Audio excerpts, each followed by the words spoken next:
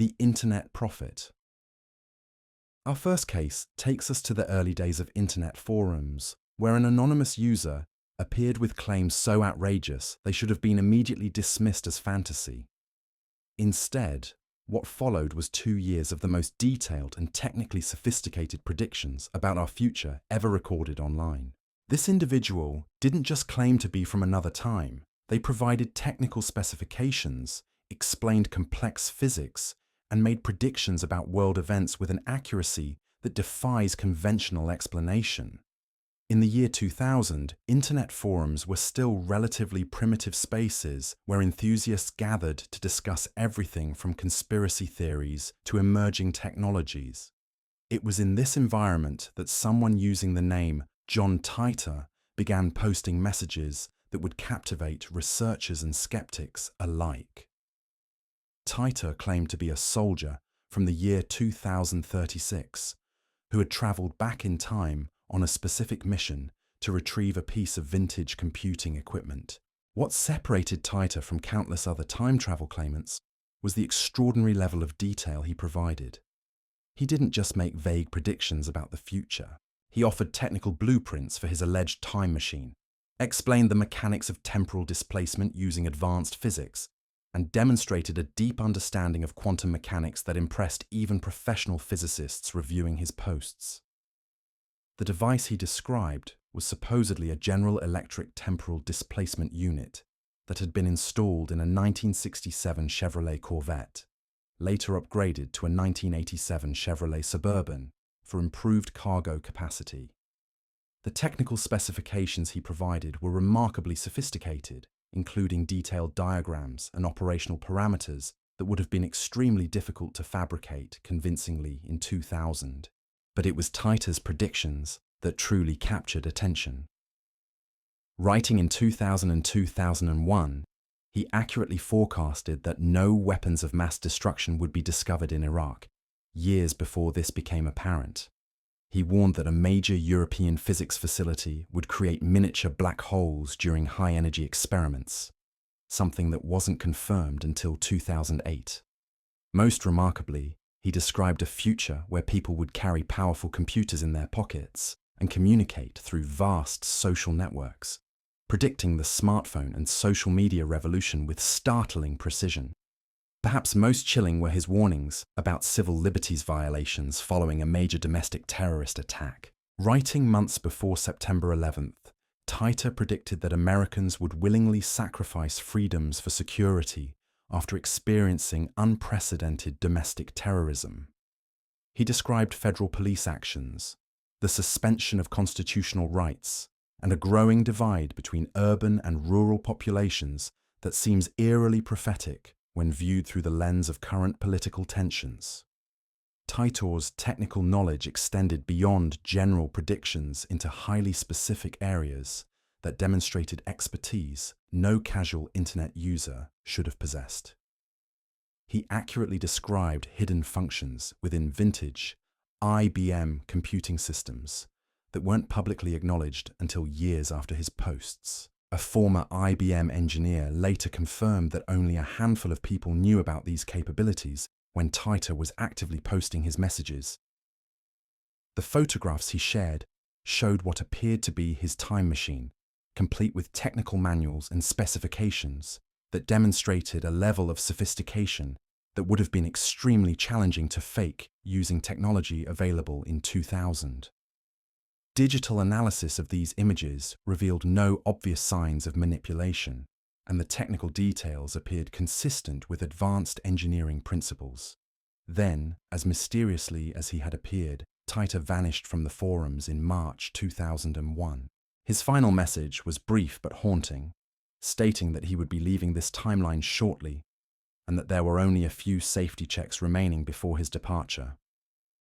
He was never heard from again, despite the growing fascination with his predictions as they continued to prove accurate year after year. What makes the Titor case particularly compelling is how many of his predictions about surveillance technology, social media addiction, and political polarization have materialized with disturbing accuracy. His warnings about the psychological effects of constant connectivity and the social isolation that would result from digital communication networks seem remarkably prescient, given our current struggles with social media addiction and political division.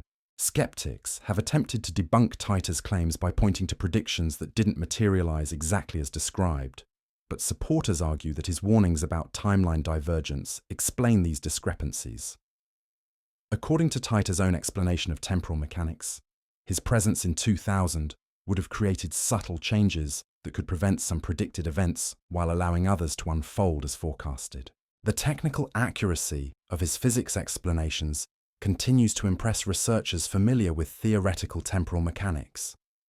His descriptions of world-line divergence and the many worlds interpretation of quantum mechanics demonstrate a sophisticated understanding of concepts that weren't widely discussed outside academic circles in 2000. Whether John Titor was an elaborate hoax created by someone with remarkable foresight and technical knowledge, or exactly what he claimed to be, remains one of the internet's most enduring mysteries. What's certain is that his posts represent one of the most detailed and accurate sets of future predictions ever recorded, raising profound questions about the nature of time and the possibility that some individuals might have access to knowledge that transcends our normal temporal boundaries. As we continue exploring these remarkable cases, we'll encounter physical evidence that challenges our understanding of linear time.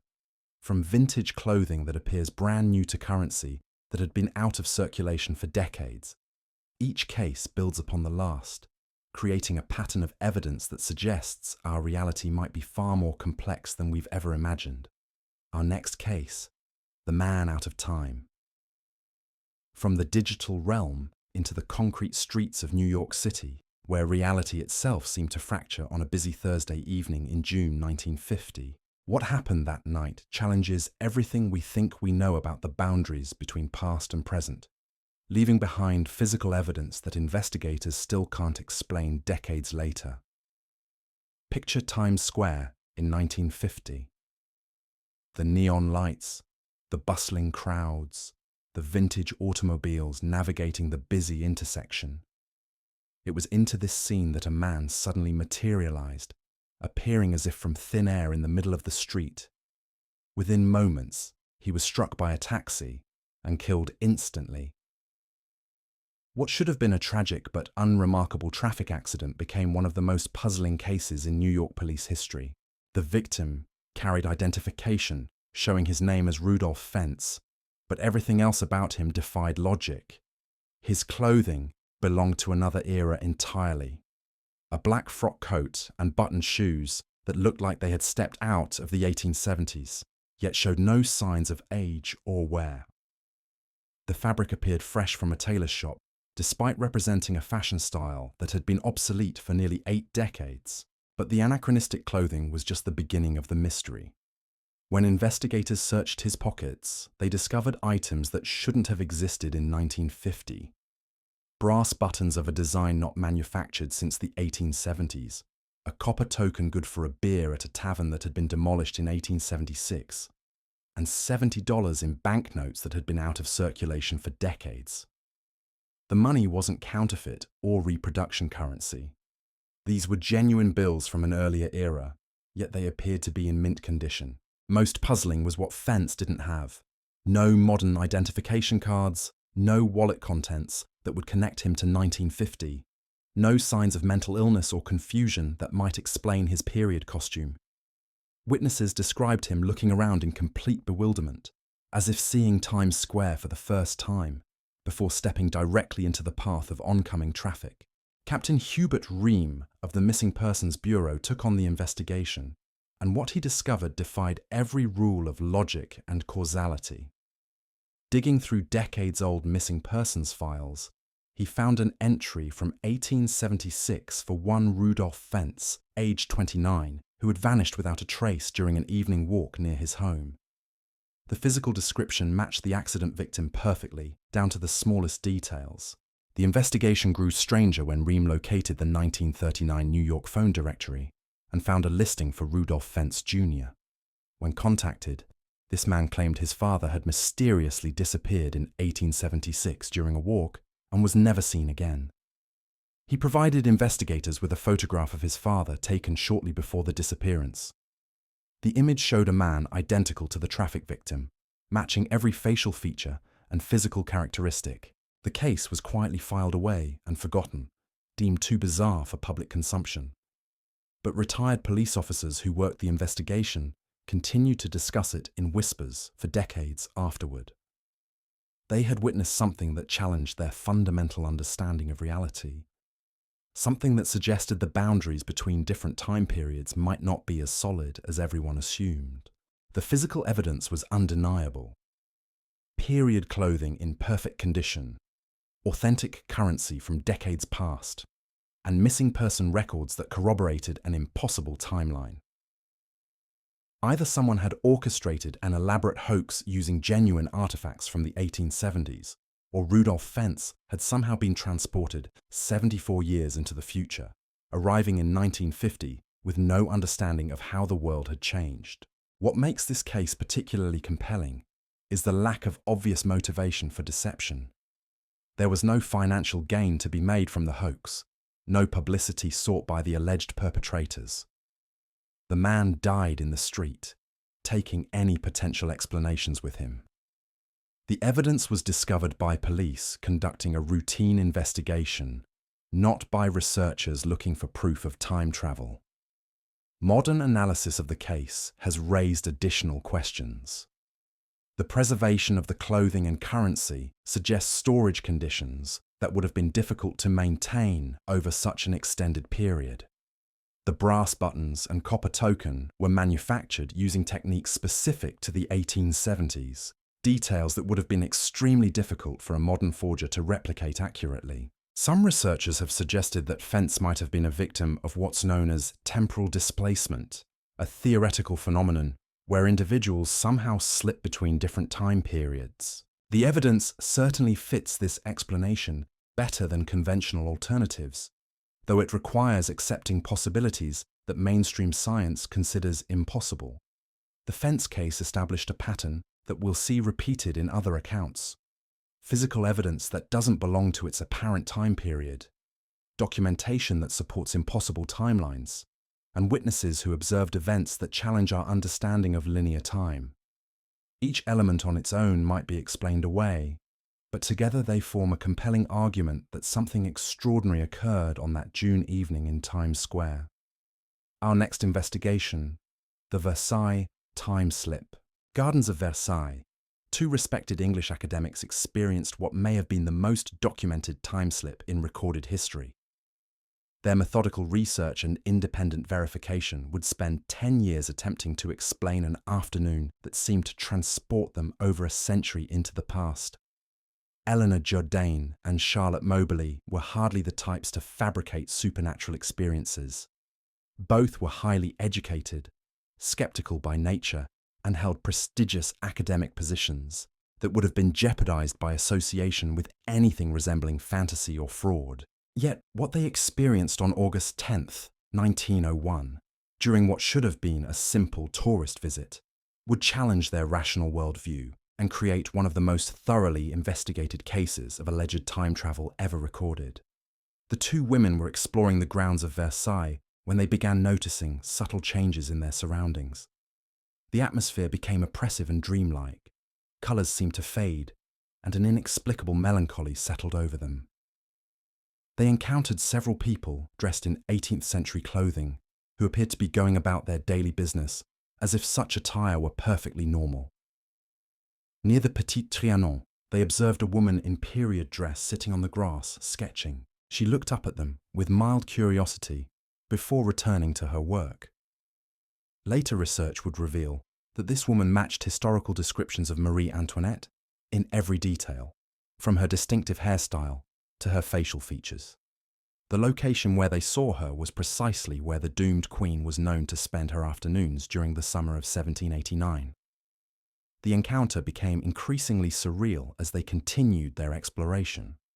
They met gardeners working with tools that belonged to a different century entirely, witnessed buildings that had been demolished decades earlier, and walked down pathways that no longer existed in 1901. Most striking was their interaction with a man in a dark cloak who gestured for them to avoid a certain direction, a figure they would later realize bore an exact resemblance to the Count de Vaudreuil, one of Marie Antoinette's known courtiers. What transformed this from a curious anecdote into one of history's most compelling time travel cases was the methodical investigation that followed. Both women were shaken by their experience, but being academics, they approached it with scientific rigor. They began a decade-long research project that would validate details they couldn't possibly have known through conventional means. The remarkable aspect of their investigation was that they conducted it separately, writing independent accounts before comparing notes. Their descriptions matched not only each other, but also historical records that weren't publicly available in 1901. They possessed knowledge of architectural details, garden layouts, and specific individuals that they couldn't have accessed through any normal research methods of their era. French authorities took their claims seriously enough to launch their own investigation. They confirmed that the women had accurately described features of Versailles that had existed in 1789, but had been changed or removed by 1901. The pathways they claimed to have walked, the buildings they described seeing, and even the placement of specific trees matched historical plans stored in private archives that weren't accessible to the general public. The precision of their historical knowledge was staggering. They described architectural modifications, temporary structures, and landscape features that existed only during a brief period in 1789, just months before the French Revolution would transform everything forever. This wasn't generalized historical knowledge that might have been gleaned from books, but specific, detailed information about a particular moment in time. When Moberly and Jourdain finally published their account in 1911, it sparked international debate. Psychical researchers embraced their story as evidence of supernatural phenomena, while skeptical scientists attempted to find rational explanations. Yet the physical evidence remained stubbornly inexplicable. Their impossible knowledge of 18th century Versailles couldn't be dismissed or explained away through conventional means. What makes their case particularly compelling is the complete lack of obvious motivation for fabrication. Both women held respectable academic positions that could have been damaged by association with such extraordinary claims. They gained no financial benefit from their account and faced considerable skepticism from their peers. They spent 10 years meticulously researching and documenting their experience, an enormous investment of time and effort for what would have been an elaborate hoax. Modern researchers have attempted to explain their experience through various theories, from shared hallucinations to false memories influenced by their historical knowledge. Yet none of these explanations adequately account for their detailed knowledge of specific features that existed only during that brief period in 1789.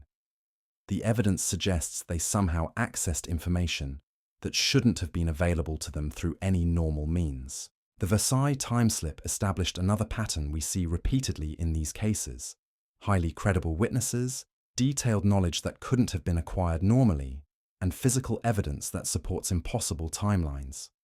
Each element reinforces the others, creating a web of evidence that becomes increasingly difficult to dismiss through conventional explanations. Our next case, the Philadelphia. In the 20th century, where a merchant marine witnessed events so extraordinary that they would haunt him for decades. His account describes not just time travel, but the horrifying consequences of tampering with the fundamental forces that the physical govern reality itself. Evidence he provided would challenge everything scientists thought they understood about the relationship between time, space, and human consciousness. In the summer of 1955, astronomer Morris Jessup received a letter that would fundamentally alter his understanding of reality. The correspondence came from a man identifying himself as Carl Allen, later known as Carlos Allende, who claimed to have witnessed the United States Navy's attempts to achieve invisibility through electromagnetic field manipulation during World War II. According to Allen's detailed account, he was serving aboard the merchant vessel SS Andrew Furuseth when he observed an experiment conducted on the USS Eldridge at the Philadelphia Naval Shipyard in 1943. The experiment had worked far beyond anyone's expectations, but the results were catastrophic for the human beings caught within the electromagnetic field. Allen described watching the entire destroyer vanish from sight before reappearing in a dramatic flash of light. But the crew, he claimed, had been forever altered by their exposure to the experimental fields. Some sailors had become partially invisible and couldn't control the effect. Others had developed the ability to walk through solid walls, an ability they couldn't turn off or manage. Most disturbing were the cases of temporal displacement. Allen testified to meeting sailors from the Eldridge in Philadelphia bars who would suddenly freeze mid-sentence, becoming invisible and inaudible to everyone around them for minutes at a time. When they returned to normal visibility, they claimed to have been somewhere else entirely, sometimes in the past, sometimes in glimpses of the future. These men described experiencing their entire lives out of sequence, unable to control when or where they existed in time. One sailor, Allen claimed, had simply walked through the wall of a bar and was never seen again. Another had become stuck halfway through a wall and died horribly when the invisibility effect wore off. The most tragic case involved a sailor who aged 30 years in a matter of minutes during one of these episodes, dying of old age in front of his terrified shipmates. What made Allen's account compelling wasn't just the extraordinary detail, but his demonstrated knowledge of advanced physics that would have been extremely difficult for a merchant marine to acquire in 1943. His understanding of electromagnetic field theory, unified field theory, and space-time manipulation was decades ahead of publicly available scientific knowledge. He described concepts and principles that wouldn't be widely understood until the work of later physicists. The Navy, according to Allen, had attempted to contain the situation by transferring surviving crew members to different ships and classifying all records of the experiment. But the effects couldn't be controlled or reversed. The sailors continued experiencing temporal displacement for months afterward, appearing and disappearing at random locations, aging rapidly during episodes, and gradually losing their sanity as they became unstuck from linear time.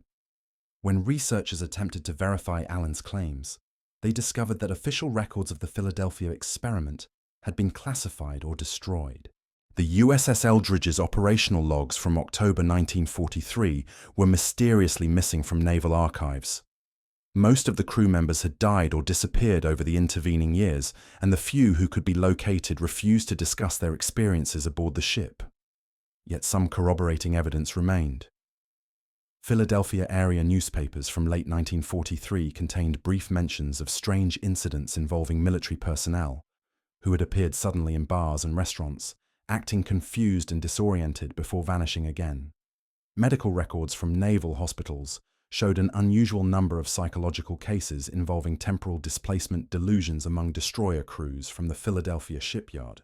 The consistency of Allen's account across multiple interviews over decades, combined with his technical knowledge and the fragmentary documentary evidence, creates a compelling case that something extraordinary occurred during those classified naval experiments. Whether the Philadelphia experiment represents humanity's first accidental achievement of time travel, or merely an elaborate fabrication by a troubled individual, remains one of the most debated mysteries in the annals of alleged time travel. What emerges from these first cases is a pattern of evidence that challenges our fundamental assumptions about the nature of time and reality. We see credible witnesses, technical knowledge that predates its official discovery, physical evidence that doesn't belong to its apparent time period, and documentation that supports impossible timelines. Each case on its own might be dismissed as fraud, delusion, or misidentification.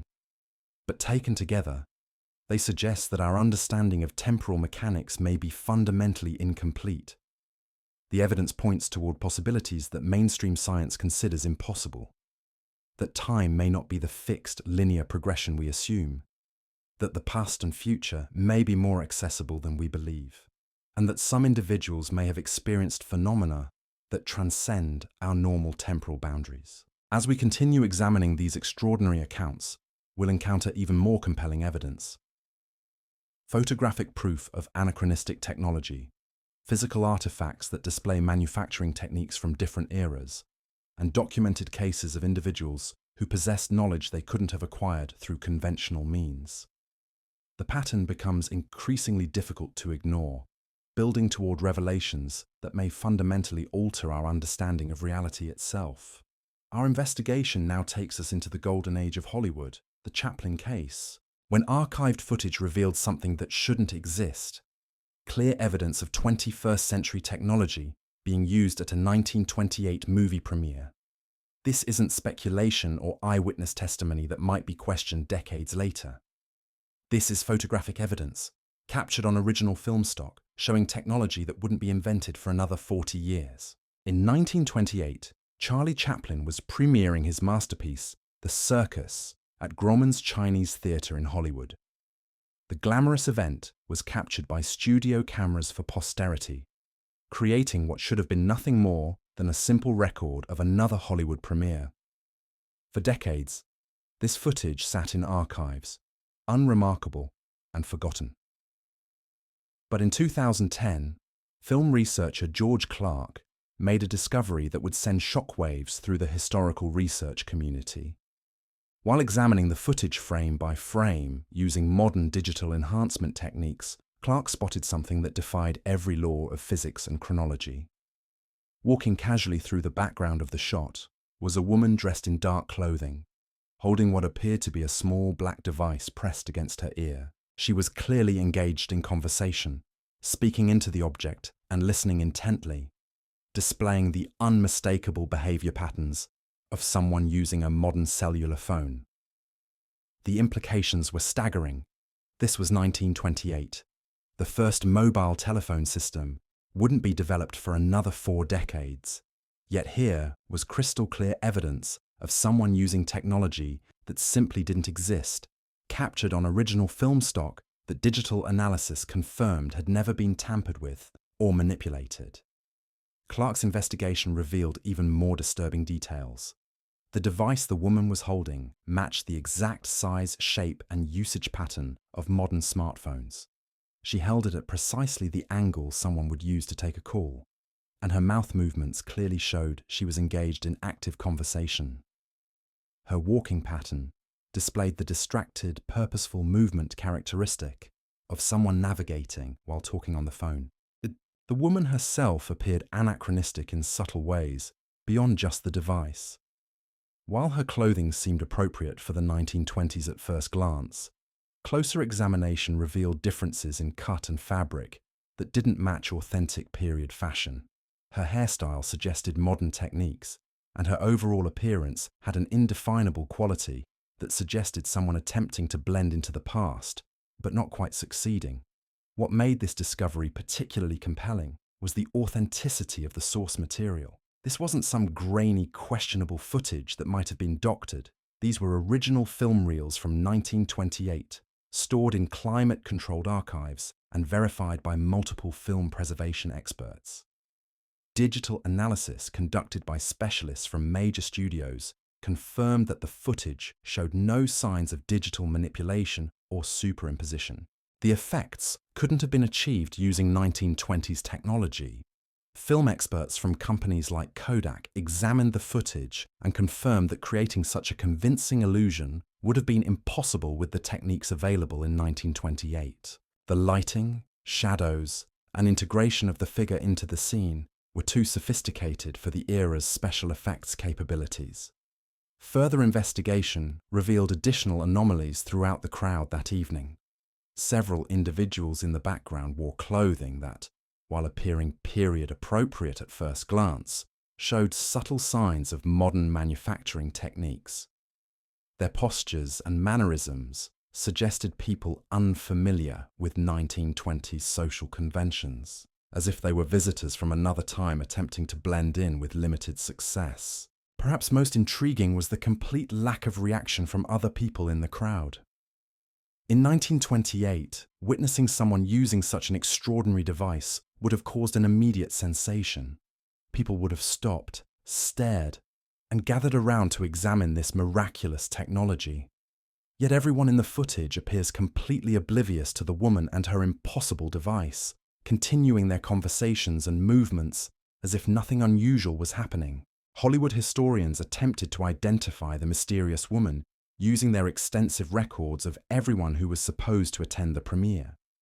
Guest lists, studio personnel records, and surviving accounts from attendees yielded no matches. The woman doesn't appear on any official documentation from the event, wasn't part of the studio system, and has never been identified by surviving family members of people who were present that night. The case presents us with an extraordinary paradox. We have clear, unmanipulated photographic evidence of someone using 21st century technology at a 1928 event, yet no rational explanation for how this could have occurred. The woman appears to be a complete anachronism, existing in the wrong time period with technology that wouldn't be invented for decades. Some researchers have suggested that the woman might have been a time traveler from our era who somehow found herself at this historic Hollywood premiere. The evidence certainly supports this interpretation better than any conventional explanation. Her modern device, her slightly off-period costume, and her apparent unfamiliarity with 1920s social conventions all fit the profile of someone from the future, attempting to observe the past without drawing attention. This case established a new category of time travel evidence, photographic proof that can be scientifically analyzed and verified. Unlike eyewitness testimony that might be questioned or dismissed, we have objective documentation that something impossible occurred. The footage exists, the analysis confirms its authenticity, and no conventional explanation adequately accounts for what we're seeing. These 10 cases represent far more than isolated curiosities or elaborate hoaxes. They form a pattern of evidence that systematically challenges our most fundamental assumptions about the nature of time itself, from internet prophets with impossible knowledge to photographic proof of anachronistic technology. Each account contributes to a mounting body of evidence that suggests our reality may be far stranger and more fluid than conventional science acknowledges. What unites these cases isn't just their extraordinary nature, but the consistent elements that appear across different time periods, geographical locations, and cultural contexts. We see highly credible witnesses with nothing to gain from fabrication, physical evidence that defies conventional explanation, technical knowledge that predates its official discovery, and documentation that supports impossible timelines. The skeptical mind naturally seeks rational explanations for these phenomena. Perhaps John Titor was an elaborate internet hoax created by someone with remarkable foresight. Maybe Rudolf Fentz was the victim of an elaborate deception involving authentic period artifacts. The Versailles timeslip could have been a shared hallucination experienced by two suggestible academics. Each case, examined individually, might be dismissed through creative reasoning and determined skepticism.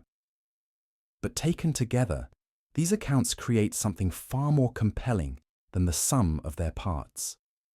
The pattern becomes increasingly difficult to ignore as we move from case to case, each building upon the last, to create a comprehensive challenge to our understanding of temporal mechanics. The evidence suggests possibilities that mainstream science considers impossible, yet the documentation continues to accumulate. Perhaps most disturbing is what these cases reveal about the nature of our reality. If time travel is possible, if individuals can somehow access different temporal periods, then our entire understanding of cause and effect, of linear progression, of the fundamental structure of existence itself, may be fundamentally flawed. We may be living in a universe where the past, present, and future exist simultaneously, where certain individuals can somehow navigate between these temporal states. The implications extend far beyond academic curiosity. If these accounts represent genuine phenomena, they suggest that human consciousness may not be bound by the temporal limitations we assume. The cases hint at possibilities that could revolutionize our understanding of physics, consciousness, and the very nature of reality. What emerges from this investigation isn't proof in the absolute sense that would satisfy skeptical scientists, but something perhaps more valuable: evidence that our world is far stranger and more mysterious than we dare to imagine. These accounts remind us that despite our technological advances and scientific achievements, there are still phenomena that transcend our current understanding. The individuals featured in these cases didn't seek fame or fortune from their experiences. Most faced ridicule, skepticism, and professional damage for coming forward with their accounts. Yet they persisted in documenting their experiences, creating a record that challenges future generations to expand their conception of what's possible. Whether these cases represent genuine time travelers, individuals with access to information beyond normal temporal boundaries, or something else entirely, they serve as powerful reminders that reality may be far more complex than our current scientific paradigms suggest. They challenge us to remain open to possibilities that transcend our current understanding, to consider that the universe may operate according to principles we haven't yet discovered. As we continue advancing our understanding of quantum mechanics, consciousness, and the fundamental nature of time itself, these historical accounts may prove to be more than curious anomalies. They may be glimpses into aspects of reality that our science is only beginning to approach. The evidence they provide suggests that time, rather than being the fixed progression we assume, may be far more accessible and malleable than we've ever imagined. These 10 cases don't provide definitive proof of time travel, but they offer something equally valuable: compelling evidence that our reality is stranger, more mysterious, and more wonderful than conventional wisdom suggests. They remind us that despite our scientific achievements, we still live in a universe full of unexplored possibilities, waiting for minds brave enough to consider that the impossible might actually be inevitable.